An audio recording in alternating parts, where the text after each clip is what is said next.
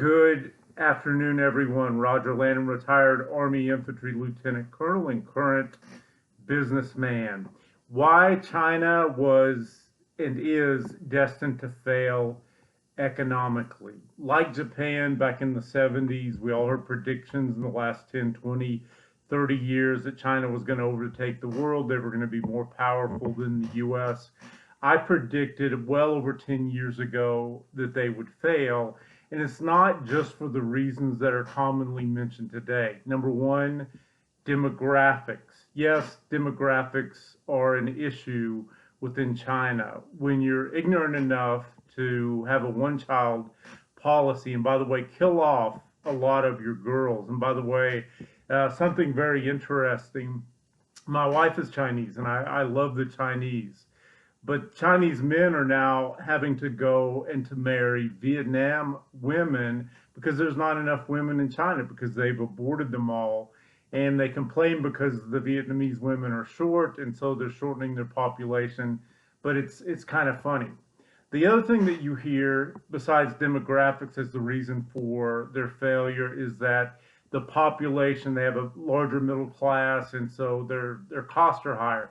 That's true to an extent, though China really does not still have a solid middle class.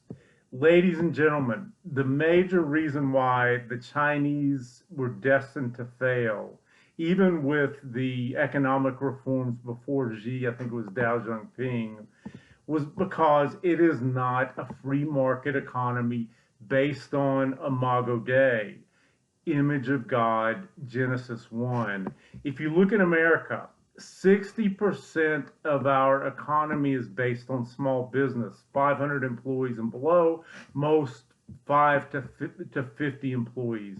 It's why the American economy is so diverse. It's why we're so successful.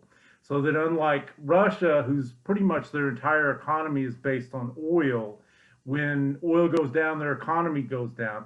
Ours does not. It's based on individuals. It's based on people using their individual talents within the marketplace to help their families, help themselves, and to help other people. That is why America succeeds when others fail, and that's why China is going to fail. You cannot take a top-down approach. It's not the way that God created the world. You have to set people free. You have to allow people to use their individual talents. We all have different talents. You're going to be better at me than some things. I'm going to be better at you than others. But God designed the world that way.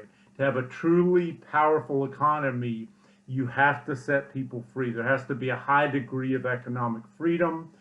Unfortunately, we're killing off a lot of that in the U.S. now in our schools with problem solving and independence of children and a lot of different things. That's why America has succeeded, and it's why China is going to fail economically. They're not going away, but they're not going to be world conquering like the U.S. Revolution was in industry and things like that. America made a very dumb decision to move our manufacturing there, but hopefully we'll be bringing a lot of that back to the U.S. You look at the other types of economies, look at Keynesian economics, that's Western Europe. They've been languishing with no growth because it's essentially government, it's kind of communism or Marxism light, government with a big role in the economy. You see that in our Fed right now. They screwed up things. They caused inflation by printing much money with the government and what have you. Now they're trying to clean it up with interest rates, and it takes a long time for that sort of thing to happen. So I wanted to just explain why China was always going to fail with their economy, and I hope each one of you has a great night and a great Labor Day weekend. My wife and I are getting ready to go for a picnic here in North Idaho, and I hope you have a great evening as well. God bless.